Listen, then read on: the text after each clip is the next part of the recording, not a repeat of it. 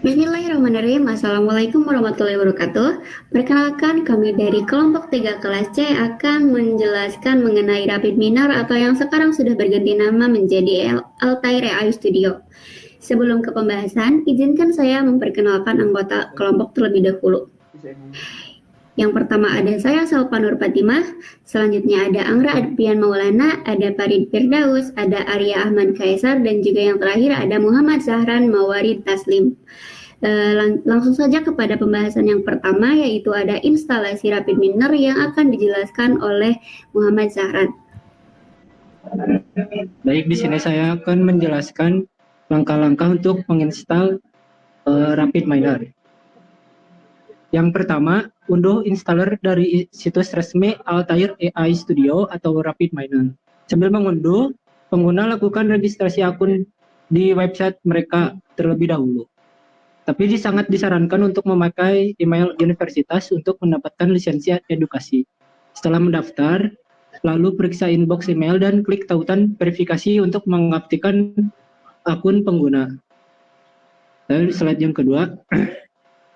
Lalu yang langkah selanjutnya yaitu jalankan file installer yang telah diunduh, ikuti wizard instalasi dengan mengklik next, lalu I agree dan memilih folder untuk instalasinya. Lalu jika sudah, lalu klik install. Setelah selesai, klik finish agar aplikasi langsung terbuka. Saat aplikasi terbuka, setujui EULA, lalu pilih opsi use the Rapid Miner license system.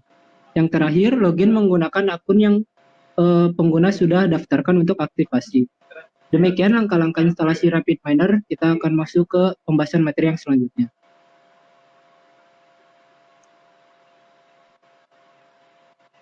Untuk pembahasan materi selanjutnya ada pengenalan lingkungan kerja Rapid Miner yang akan dijelaskan oleh Angra.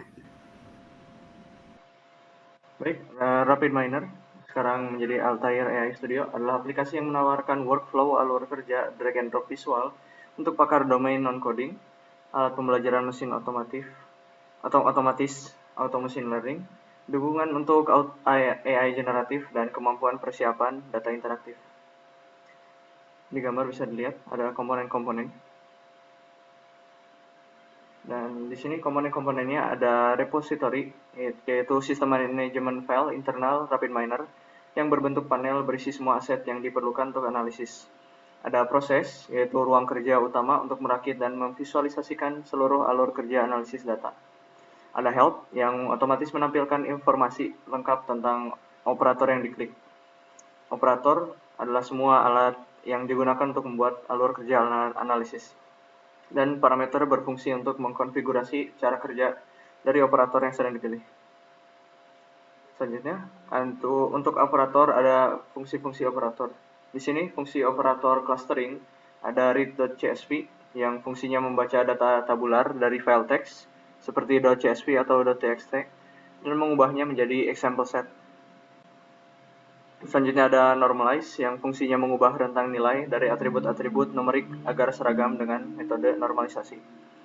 Ada cluster model visualizer, yaitu port result yang berfungsi menampilkan hasil dari proses di result view.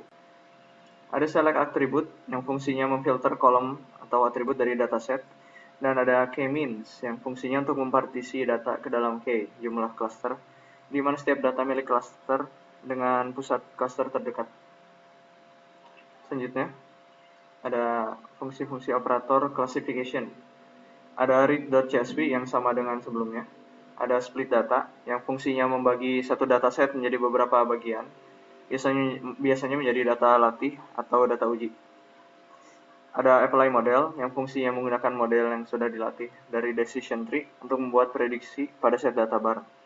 Ada set role yang fungsinya memberi peran khusus pada satu atau lebih atribut. Dan ada decision tree yang fungsinya untuk membangun model prediksi dalam bentuk struktur pohon.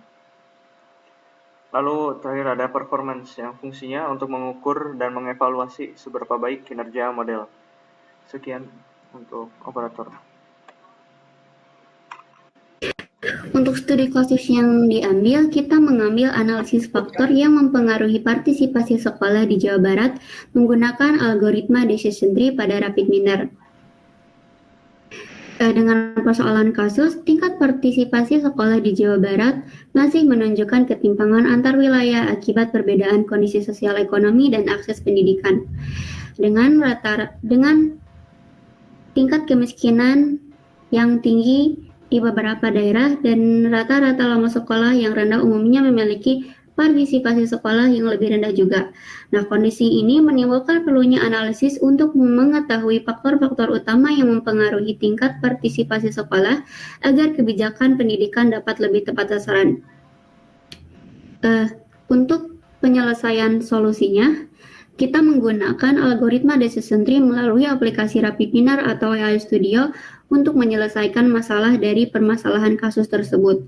Algoritma ini dipilih karena mampu mengklasifikasikan data dan menampilkan hasil dalam bentuk pohon keputusan yang mudah dipahami.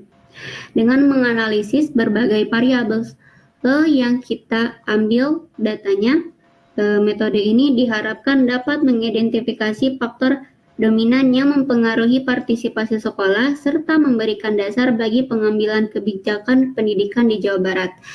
Dataset yang kita mengambil dataset dari BPS dalam rentang tahun 2015 sampai dengan 2024. Data yang kita ambil ada angka partisipasi sekolah, rata lama-lama sekolah, persentase penduduk miskin, jumlah sekolah, dan juga kepadatan penduduk per kilometer persegi, dan yang terakhir ada jumlah penduduk. Data ini kita jadikan file CSV untuk dimasukkan atau diproses menggunakan RapidMiner yang akan didemokan oleh Arya dan juga Farid. Baik, izinkan saya memperkenalkan diri terlebih dahulu. Perkenalkan, nama saya Arya Ahmad Kaisar dengan NPM 237006093. Di sini saya akan melakukan demonstrasi proses clustering pada software RapidMiner. Sebelum melanjutkan ke demo, di sini saya akan menjelaskan sedikit terkait penjelasan apa itu clustering. Jadi clustering ini merupakan sebagian dari unsupervised learning, di mana merupakan pembelajaran tanpa label, yang berarti data tidak memiliki label atau tidak ada kelas tinggi atau rendah, baik atau buruk maupun measurement lainnya. Pada proses ini, sistem mencari pola alami berdasarkan karakteristik data. Penggunaannya itu berguna untuk mengelompokkan data yang mirip atau mengenali pola tersembunyi, mempermudah analisis besar, dan merupakan tahap awal dibangunnya machine learning. Jadi pada kasus kami, yaitu tentang tingkat partisipasi sekolah di Jawa Barat yang masih menunjukkan ketimpangan antar wilayah yang dipengaruhi oleh berbagai faktor. Di sini kami sudah mendapatkan dataset, mengumpulkan dataset dan digabungkan. Dan dengan data yang kami miliki dan yang kami peroleh, di sini kami akan melakukan proses clustering terlebih dahulu sebelum melanjutkan ke proses classification. Langkah pertama, kita membuka tentunya software RapidMiner, di mana sekarang sudah berganti nama menjadi Altair AI Studio Educational. Pertama-tama kita bisa klik New Process, lakukan blank process. Lalu langkah awal itu pada panel operator, kita akan mencari yang namanya operator read CSV. Karena data yang kami miliki itu berformat CSV, kita bisa drag and drop ataupun di double klik. Kita hanya perlu satu operator ini. Lalu double klik dan arahkan ke directory di mana dataset disimpan. Nah, untuk menspesifikasi data format kita, header row kita akan ditaruh di sini, di judul, memindahkan menjadi data kedua. Sudah, dan start row kita untuk melakukan perhitungan itu di baris ketiga. Jika sudah, kita klik next, lalu untuk tabel ini, tahun, kita klik yang gerigi ini dan kita change role dan ketik ID kita oke. Untuk data lainnya kita biarkan sama. Yang jumlah sekolah ini kita ubah menjadi real. Lalu kepadatan penduduk juga menjadi real. Jadi semua data ini real, bertipe real, tipe datanya real. Lalu kita finish. Langkah selanjutnya kita akan menggunakan operator select attribute.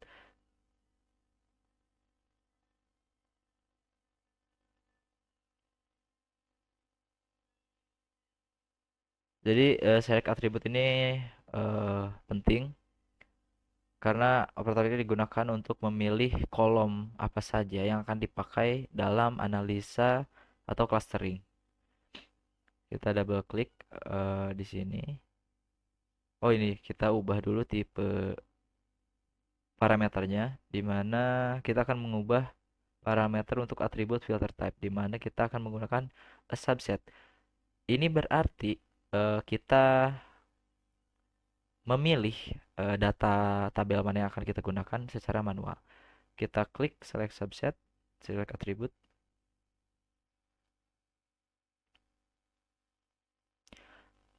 Kenapa ini datanya tidak ada? Karena operator select attribute ini belum disambungkan dengan real CSV ini yang sudah memiliki data CSV tadi. Kita tinggal sambungkan dulu, lalu kita kembali. Nah, ini sudah ada. Kita akan select semua kecuali tahun, karena tahun di sini kita set sebagai ID. Kita apply. Selanjutnya, kita akan menggunakan operator yang bernama normalize atau normalisasi data. Seperti yang kita tahu, gunanya normalisasi data ini atau operator normalize ini digunakan untuk menyamakan skala antar atribut atau kolom agar tidak ada atribut yang dominan. Kita cukup sambungkan dulu. Kita biarkan default seperti ini. Selanjutnya, proses terakhir, karena cukup singkat untuk clustering, kita akan mencari yang namanya clustering k-means. Nah, ini kita double klik. Kita sambungkan terlebih dahulu. Pada proses operator clustering ini, pada parameternya, untuk add cluster attribute, kita biarkan on.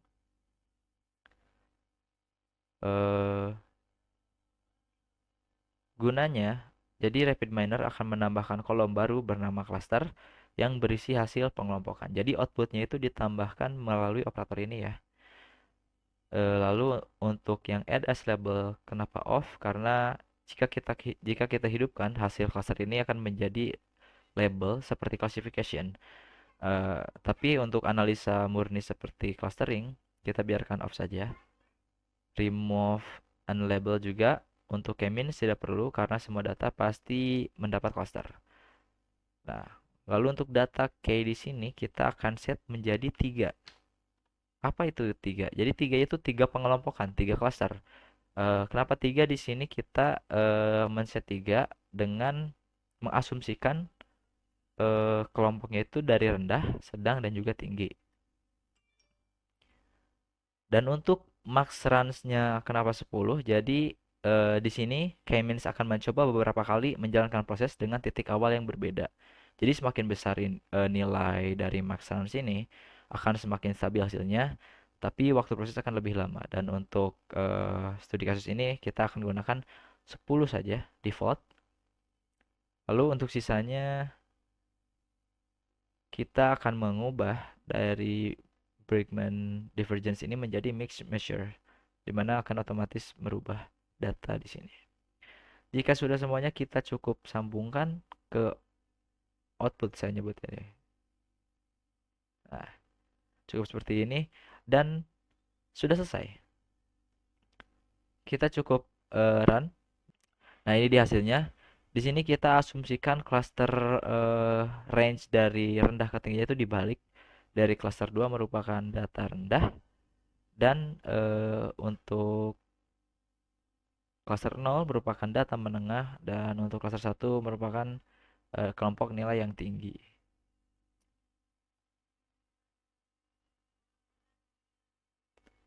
Ini merupakan statistiknya dan ini visualisasi. Dimana terlihat ini cluster rendah di cluster 2 dan yang tertinggi di cluster 1.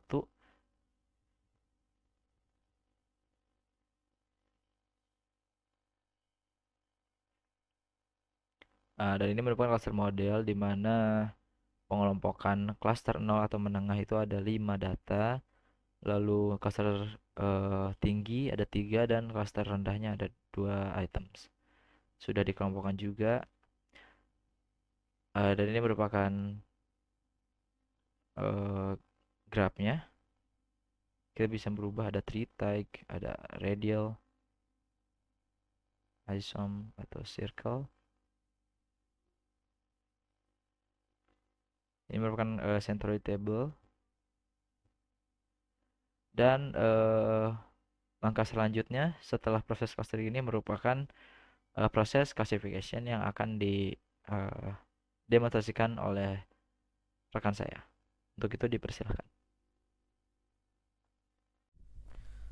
Perkenalkan, nama saya Farid Firdaus dengan NPM 237006061. Selanjutnya kita berada pada proses classification. Setelah data hasil clustering diperoleh, langkah berikutnya adalah menggabungkan kolom cluster ke dalam data asli, lalu mengekspornya menjadi CSV baru. Dataset inilah yang akan digunakan untuk proses classification, karena sekarang data kita sudah memiliki label yang akan diprediksi, yaitu kolom cluster. Berikut merupakan desain RapidMiner proses classification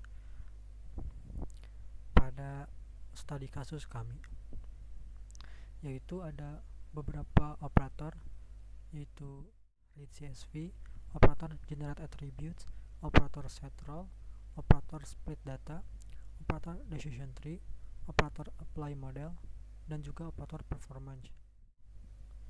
Yang pertama, operator read CSV. Operator ini digunakan untuk membaca dataset hasil penggabungan. Untuk dataset yang setelah dataset terbaru yang telah kita download. Untuk konfigurasinya sama seperti proses clustering, menyesuaikan starting row-nya berada pada kolom 2, pada baris 2. Juga sisanya sama, desimalnya pakai titik dan lain-lain.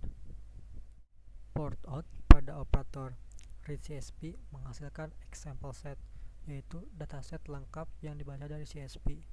Port ini disambungkan ke port tab pada generate attributes. Kenapa ke port tab? Karena port tab adalah port input table data untuk generate attributes.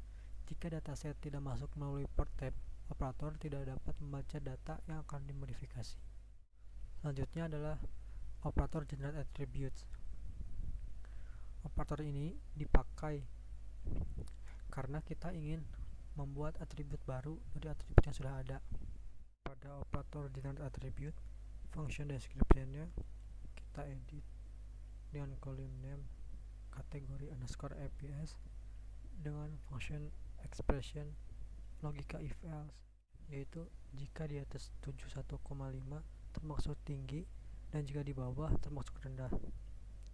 Data keluar dari port tab dan disambungkan dengan port exa pada operator setrol.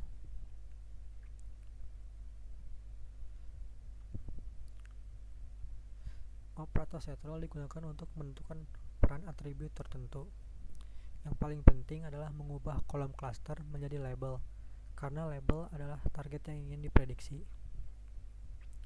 Port exa dari setrol kita sambungkan ke port exa pada split data. Kenapa begitu? Karena split data membutuhkan dataset sebagai input utama melalui port exa. Jika kita tidak menghubungkan setrol ke split data, maka dataset tidak akan pernah masuk ke proses pembagian training dan testing. Pada operator split data, dataset dibagi menjadi training set dan testing set. Tujuannya agar model bisa diuji pada data yang tidak digunakan dalam pelatihan. Port par atau partition dari split data disambungkan ke port tra di decision tree.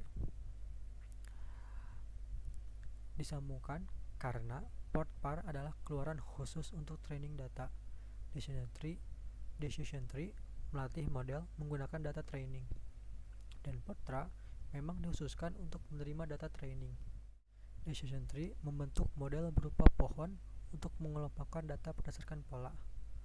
Portmod menghasilkan model Decision Tree, dan PortExa menghasilkan example set yang digunakan untuk pelatihan. Operator Decision Tree membentuk model berupa struktur pohon untuk melombokan data berdasarkan pola.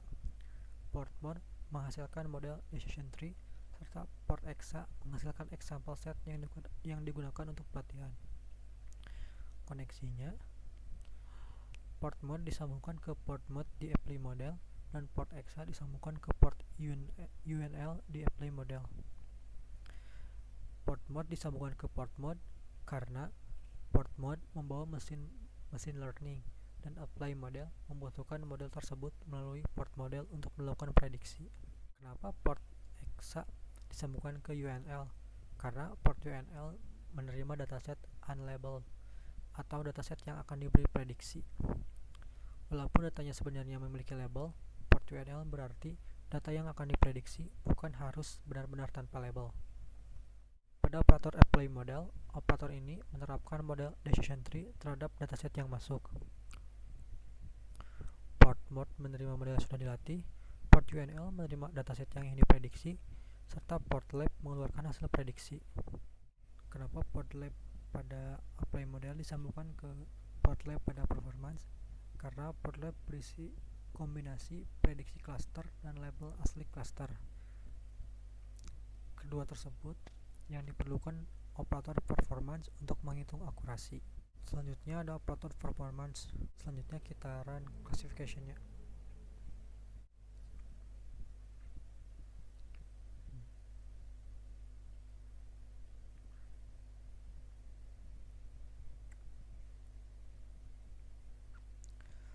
Hasil klasifikasi menggunakan decision tree. Hasil classification menggunakan algoritma decision tree menunjukkan performa yang tampak sangat tinggi dengan akurasi, presisi, dan recall mencapai 100% pada data uji. Artinya seluruh sampel berhasil diklasifikasikan ke dalam kategori partisipasi sekolah rendah dan tinggi tanpa kesalahan. Namun, perlu diingat dataset yang kita gunakan termasuk yang sangat kecil, hanya 10 tahun ke belakang. Jadi akurasi tidak bisa dijadikan acuan utama karena rentan terjadinya overfitting. Model bisa saja terlalu menyesuaikan diri dengan proses historis yang sedikit, sehingga ketika menerima data baru, model bisa saja terlalu menyesuaikan diri. Tetapi kembali lagi, ini hanya studi kasus. Pada kasus realnya, dataset yang digunakan harus mencukupi.